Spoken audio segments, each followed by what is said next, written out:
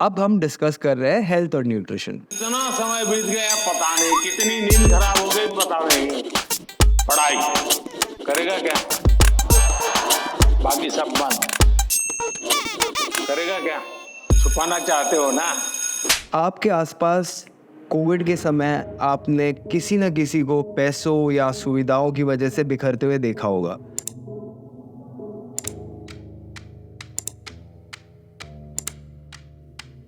वो एक बहुत टफ पीरियड था और उसमें हमारा हेल्थ केयर का सिस्टम पूरी तरह से एक्सपोज हो गया था। बीते 4 वर्षों में पब्लिक हेल्थ केयर को लेकर देश को एक नई दिशा दी गई है। पर उसके पीछे भी रीजंस है। मैं आपको बताता हूँ कि हमारे हेल्थ केयर का एक्सपेंस 2.16% ऑफ द जीडीपी था। अब वहाँ से गिर के हम 1.9% पे आए हैं। ये तो चिल्लर है। जो हम G20 का डंका बजाते हैं ना कि G20 हमने होस्ट कर दिया, G20 होस्ट कर दिया। G20 में जो 18 कंट्रीज है वो हमसे 10 गुना ज़्यादा अपने हेल्थ केयर पे स्पेंड करती है, और जो 19वीं कंट्री है इंडोनेशिया, वो हमसे 3 गुना ज़्यादा अपने हेल्थ केयर पे स्पेंड करती है।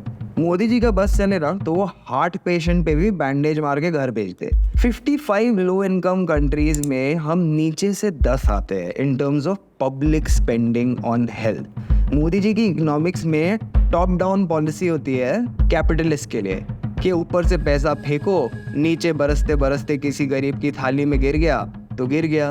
लेकिन विकास के मामले में Modi ji bottom up policy को अपनाते हैं। अब मैं आपको बताता हूँ इनका हेल्थ की तरफ आउटलुक क्या है। बीजेपी ने कहा था कि आउट ऑफ पॉकेट एक्सपेंस कम होगा और सब हेल्थ सर्विसेज का लाभ लोग उठा पाएंगे। लोगों के जेब से खर्च कम हो, सभी को हेल्थ सुविधा मिले, ये मोदी गवर्नमेंट की प्राथमिकता रही है। जबकि सच ये है कि आउट ऑफ पॉकेट एक्सपेंडिचर कम हुआ है, उसमें गिरावट आई है, पर ये कोई खुश होने की बात नहीं है, एक चिंता का विषय है, क्योंकि इसका रीजन हेल्थ सर्विसेज का लो यूटिलाइजेशन है। मतलब जो हेल्थ सर्विसेज लेना चाहते हैं वो यूटिलाइज नहीं कर। जब सर्विस का यूज ही नहीं किया जाएगा तो पैसे नहीं गिना खर्च हो गया आउट ऑफ पॉकेट। पर इसमें मोदी जी ने क्या किया? जहाँ देश के गरीब और मध्यम वर्ग को बेहतर स्वास्थ्य सेवाओं के लिए भटकना न पड़े, अनावश्यक खर्च न करना पड़े। मोदी जी किसी चीज को भी अपना अचीवमेंट बना के बता देते हैं, डेटा दे देते थे, क्या देखिए आउट ऑफ पॉकेट एक्सपेंडिचर कम हो गया। अरे पैसा ही नहीं बचा लोगों के पास इसलिए कम हो गया। ये तो वो हो गया ना कि मेरे देश के गरीब एयर ट्रैवल करके एयर पोल्यूशन नहीं फैला रहे, देखिए कितने अच्छे लोग हैं। मेडिकल एक्सपेंडिचर इतना महंगा हो गया है कि अगर आपको एक किडनी का इलाज कराना हो ना तो दूसरी बेचनी पड़ेगी। हर इंसान के पास 2 किडनी होती है, लेकिन इंसान एक किडनी पर भी तो जिंदा रह सकता है। अब जब सर्विसेज यूज करने के पैसे ही नहीं होंगे तो खर्चा कैसे करेंगे? आज सरकारी अस्पतालों का हाल इतना खराब है कि सरकारी अस्पताल में जो डॉक्टर काम करते हैं ना वो भी प्राइवेट जाते हैं अपना इलाज कराने के लिए। अभी एक डेटा देखिए आप, NFHS का डेटा हमें बताता है कि 50% इंडियंस सरकारी अस्पताल पे अपना फेथ नहीं बिठा पाते। लो आ गए डॉक्टर साहब। डॉक्टर टीबी मलेरिया MDA फारसी। वो ट्रस्ट नहीं कर पाते। और बिहार का डेटा हमें बताता है कि 80% बिहार के लोग पब्लिक हॉस्पिटल्स ट्रस्ट नहीं कर पाते। ये वो लोग हैं जिनके पास ऑप्शन नहीं है प्राइवेट का, पर तो भी आप पे भरोसा नहीं कर पा रहे। लोगों का सरकारी हॉस्पिटल ना यूज़ करने का सबसे बड़ा रीज़न है वेटिंग टाइम। एक तो उनको बहुत रुकना पड़ता है और वहाँ तक पहुँचने के लिए उनके पास बाकी सरकारी सुविधाएं हैं नहीं। पेशेंट पहुँच जाता है, डॉक्टर नहीं पहुँचता, डॉक्टर पहुँचता है जब पेशेंट 6 घंटे पहले आया हुआ है। तो इस सिस्टम का ना होना लोगों का फेथ सरकारी हॉस्पिटल से दूर ले जाता है। NFHS का डेटा दिखाता है कि 15 से 49 साल की महिलाओं को अपने लिए मेडिकल ट्रीटमेंट मिलने में बहुत परेशानी होती है। कोई लेडी अगर बीमार हो रही है तो पहली बात हॉस्पिटल पास नहीं है, अब वहाँ जाने के लिए ट्रांसपोर्ट अवेलेबल नहीं है, फिर वहाँ जाने के लिए अगर ट्रांसपोर्ट मिल भी गया तो कोई फीमेल डॉक्टर अवेलेबल नहीं है। गलती से अगर आपको फीमेल डॉक्टर मिल गई तो बीमारी के लिए जो आपको दवा चाहिए वो अवेलेबल नहीं है। करे तो करे क्या, बोले तो बोले क्या। ये पूरा हेल्थ सिस्टम वाह मोदी जी वाह पे टिका हुआ है। वाह मोदी जी वाह। अब हम कंपेयर करते हैं रूरल हेल्थ स्टैटिस्टिक्स को 2018-19 और 2020-21। 2018-19 में आपके पास 2,30,000 फीमेल स्टाफ थी पब्लिक सेक्टर के हॉस्पिटल्स में, अब वो आंकड़ा 2 साल में गिर के आ गया है 21,500 में। तो मतलब 90% कम स्टाफ है अभी हमारे पास। 2022 में एक और आंकड़ा हमारे सामने आता है कि प्राइमरी हेल्थ सेंटर्स में 25% डॉक्टर्स की पोजीशन खाली है। जहां डॉक्टर ही राजी नहीं हो रहे जाने के लिए, पेशेंट मुश्किल से पहुंच पा रहे हैं, नर्स है नहीं, बिल्डिंग बना दी है बस। प्रधानमंत्री नरेंद्र मोदी के एक बयान से जिसमें ये कहा गया कि देश में जो एम्स बनाए गए हैं उसमें दरभंगा के एम्स को भी शामिल कर लिया गया।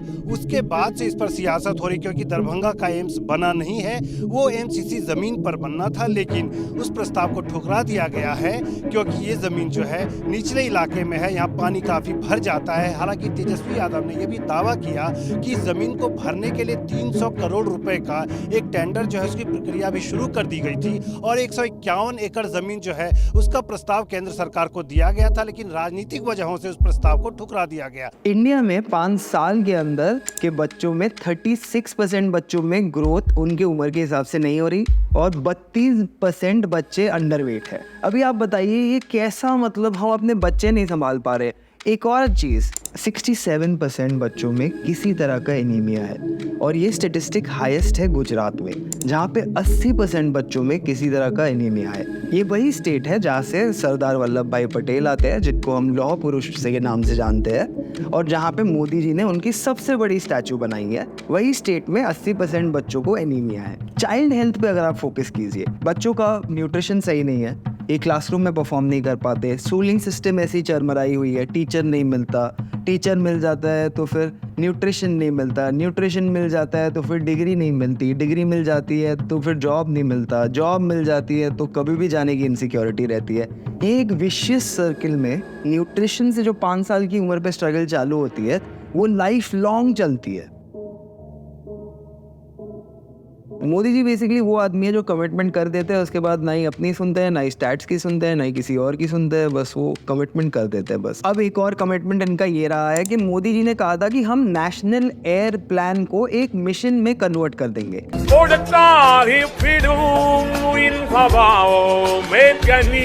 बेसिकली 102 जो हमारी सिटीज है जो सबसे ज्यादा पोल्यूटेड है उसमें ये प्लान लागू किया जाएगा, जिससे अगले 5 साल में 35% एयर क्वालिटी में सुधार आएगा। अब ये बोल तो दिया मोदी जी ने, पर लागू हुआ सिर्फ 19 सिटीज में, बाकी सिटीज में कोई अता पता है नहीं। 19 सिटी में लोग पूरा योगा कर सकते हैं और बाकी की सिटीज में लोग सिर्फ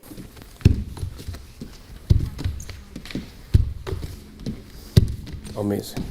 अब आता है एक और कमिटमेंट। ये हिमालयन स्टेट्स को स्पेशल फाइनेंस हेल्प के लिए ग्रीन फंड एस्टैब्लिश करने वाले थे। अब वो ग्रीन फंड कहाँ गया, किधर है, कब मिलेगा, कुछ नहीं पता। ग्रीन सुनते ही योगी जी ने बोला होगा ये कैसा फंड है, मैं तो इसे अप्लाई नहीं कर रहा। कोई भी चीज़ जो ग्रीन होती है ये लोग हाथ नहीं लगाते अनलेस पेड़ हो। पेड़ काटने के लिए ये ऑलवेज आ गया है। इन्होंने एक और प्रॉमिस किया था कि 2025 में इंडिया टीबी मुक्त हो जाएगा। 2025 तक हमने भारत को टीबी से मुक्त करने का लक्ष्य रखा है और हम यूनिवर्सल इम्यूनाइजेशन की तरफ भी तेजी से आगे बढ़ रहे हैं। नेशनल न्यूट्रिशन मिशन से अनीमिया और स्टंटिंग जैसी समस्या पर भी भारत बहुत तेजी से काबू पाने वाला है। पॉसिबिलिटी उसकी बहुत कम है, तभी होगा अगर 2024 का चुनाव भाजपा हार जाए। बिकॉज जो अभी तक इन्होंने काम किया है टीबी पे, पेशेंट जीवन मुक्त हो रहा है, टीबी वहीं का वही है। अब आता है मोदी जी के लेटेस्ट क्लेम पे। मोदी जी कह रहे हैं कि आशा वर्कर्स और आंगनवाड़ी वर्कर्स की हेल्थ की सुधार के लिए वो आयुष्मान भारत के अंदर पॉलिसी लेके आएंगे और फंड लेके आएंगे। आशा वर्कर्स को इलेक्शन से पहले आशा देते हुए हमारे प्रधानमंत्री एकदम सडनली, सोचो आप वर्ल्ड कप फाइनल देख रहे हो जियो पे और आधे फाइनल के बाद आपको बोल दिया जाए कि अभी पूरा देखना है तो पैसे दे दो। सडनली लास्ट में आ जाके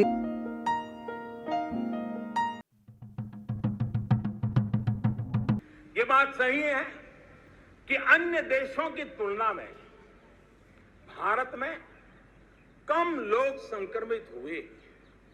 ये भी सही है कि दुनिया के देशों की जनसंख्या की तुलना में भारत में हम अधिकतम मात्रा में हमारे नागरिकों को बचा सके।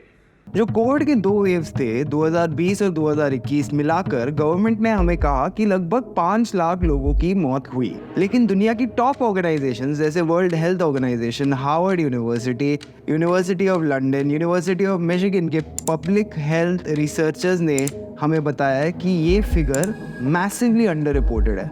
डेथ्स इससे 8 या 10 गुना ज्यादा हुई है। ये पहला डेटा है जो मोदी जी डिफ्लेट कर रहे हैं इन्फ्लेट करने की जगह। वर्ल्ड हेल्थ ऑर्गेनाइजेशन का एस्टिमेशन है कम से कम 47 लाख लोगों ने कोविड महामारी में अपनी जान गंवाई। इस झूठ में बाकी देशों के मुकाबले इंडिया बहुत आगे है। बाकी सब को हमने झूठ की रेस में पीछे ही छोड़ दिया। कोविड वैक्सीन में तो उनका फोटो लगा, पर ये नहीं बता रहे उन लोग कि कितने डेथ सर्टिफिकेट पे भी उनका थप्पा लगा। शिक्षा का बजट ठीक ठाक होता तो समझ जाते मोदी जी डेसिबल पॉइंट कहाँ लगाना है। एक के बाद एक छुपाना चाहते हो ना, बाकी सब बंद।